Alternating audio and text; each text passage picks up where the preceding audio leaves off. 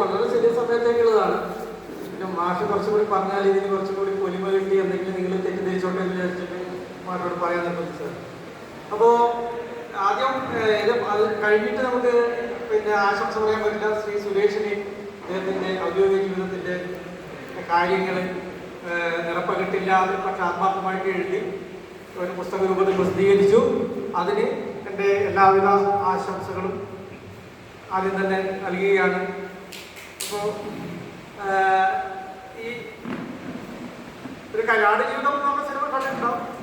അതിനെപ്പറ്റി കൂടുതൽ പറയാനൊന്നുമില്ല. അത് നിങ്ങൾ അത് കണ്ടിട്ട് ഇത് കാണാൻ നിൽക്കരുത്, ഭയങ്കര പ്രശ്നമാവും. അതുകൊണ്ട് ഞാൻ ആദ്യം ഇവിടെ ആളുകളെ ആദ്യം കാണുമ്പോൾ വളരെ സന്തോഷിച്ചു. പിന്നീട് ഞാൻ സ്ഥിരം എൻ്റെ മനസ്സ് പറഞ്ഞു, ഈ മാമ്പൂ കണ്ട് കൊതിക്കരുത് എന്ന് പറയുന്നത്, അതുപോലെ കാണികൾ കണ്ട് കൊതിക്കരുത്, അവരെല്ലാം ഒഴിഞ്ഞു പോകും. അപ്പോൾ അതുപോലെ തന്നെ ആളില്ല, സന്തോഷം. അപ്പോൾ താല്പര്യമുള്ള ആളുകൾ ഉണ്ടാവുമല്ലോ. ഓക്കെ, പിന്നെ വളരെ ദൂരത്ത് പോകേണ്ട ആളുകളാണ്. അതുകൊണ്ട് ഉള്ള ആളുകളുടെ മുമ്പിൽ നമ്മൾ എപ്പോഴും ചെയ്യാറുള്ള പോലെ മത്സരമായിട്ട് വരും സ്നേഹപൂർവ്വമുള്ള ശാസനക്ക് വഴങ്ങിയിട്ടുള്ള ഒരു ശ്രമമാണ്.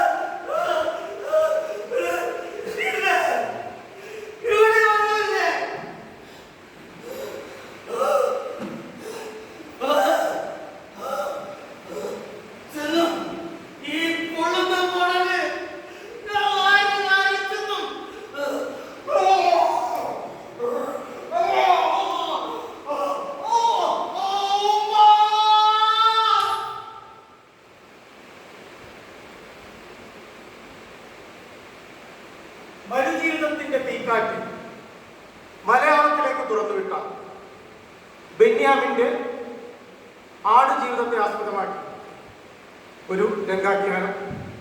ആടുജീവിതത്തിന് ശേഷം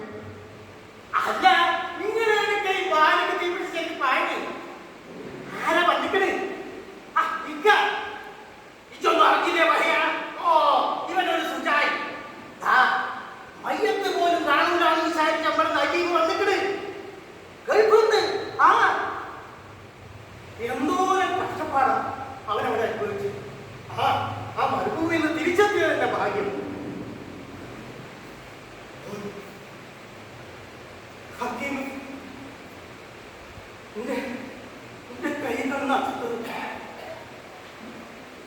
മണലിൽ വാരി വാരി തിന്ന് സൂര്യൻ ഛർദ്ദിച്ച് ഒരു തുള്ളി വെള്ളം കിട്ടാതെ രക്ഷപ്പെടാനുള്ള ഒരു പരക്കം വാച്ചിലായിരുന്നു അത്.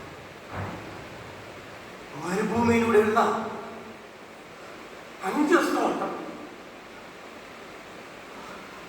ആടുകൾക്കിടയിലൂടെ ഒട്ടകങ്ങൾക്കിടയിലൂടെ മറ്റേതോ ഒരു മൃഗമായി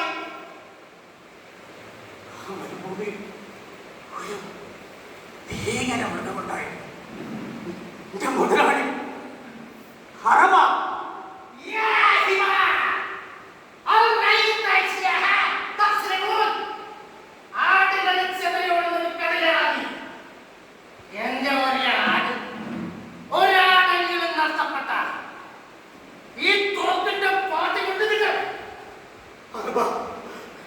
എന്റെ കൈത പൊടിഞ്ഞു നോക്കിയിരിക്കണം. ഒരു മുട്ടനാണ് അടിച്ചു വീഴ്ത്തിയതാ. കുടിക്കാൻ ഒരു തുള്ളി വല്ലതായോ?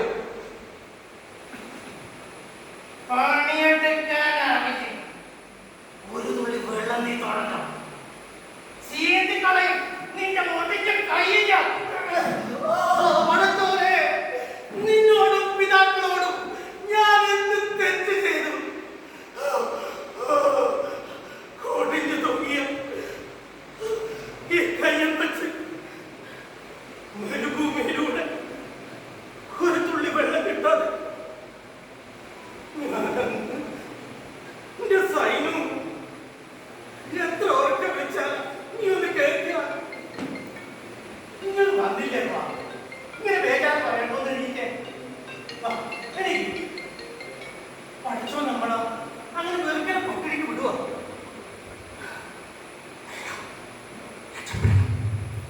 രക്ഷപ്പെടണം. തീരെ കൊടുത്തോളാം. ഞാൻ അടുപ്പം നോക്കില്ല. വീടിന് മുന്നിൽ ഒറ്റ മുറി പീടിയ, കുറച്ച് പഞ്ചസാര, ചായപ്പൊടി, അത് മതി സൈന്യം.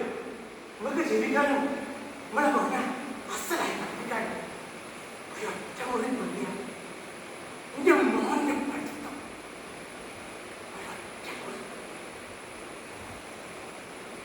ഒറ്റ മുറിയായാലും 9 മുറിയായാലും ഇവിടെ കൊച്ചീന്റെ വന്ന മുറി പണിയാൻ ഉദ്ദേശിക്കുന്ന സ്ഥലത്തിന്റെ ആധാരം, അടിയാധാരം, കുടിക്കുന്ന വകുപ്പ്, നികുതി രസീത്, പ്ലാൻ എസ്റ്റിമേറ്റ് ഇവയൊക്കെ സാധാരണ ഏർപ്പാട്.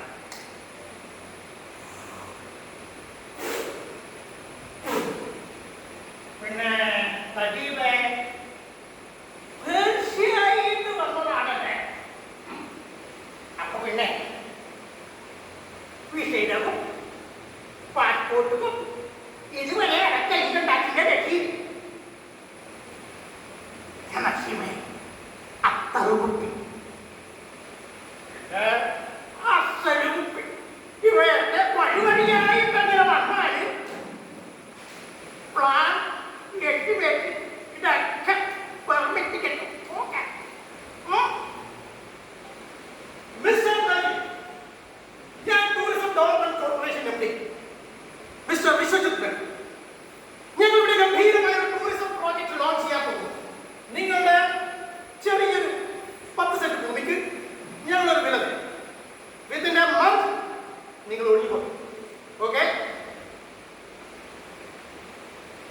പറ്റില്ല സാറേ, ഇവന് മനസ്സിലായിരുന്ന പാട്ടേ പറഞ്ഞു കൊടുക്കും.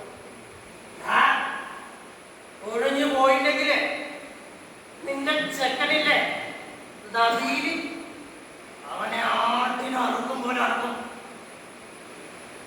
തലശ്ശേരിയിലാണെങ്കിൽ ഉടനെ കുടുംബം ചോദപ്പെടണം. നിന്റെ 2 കണ്ണുകൊണ്ട് കാണാൻ ഒരു പന്നി ഒടയാതെ നിക്കിനൊന്നും കാണണ്ട, നിക്കിനൊന്നും കേൾക്കണ്ട. ആധാരം, അടിയാധാരം, എന്റെ മോനെ ആടിനർക്ക് പോലെ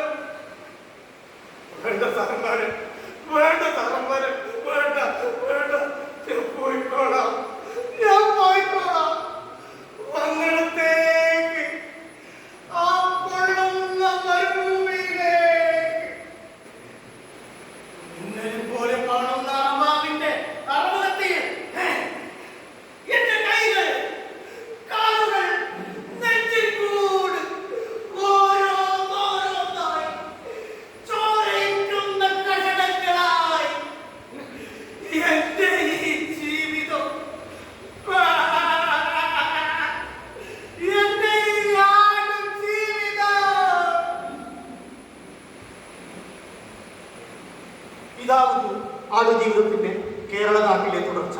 നന്ദി.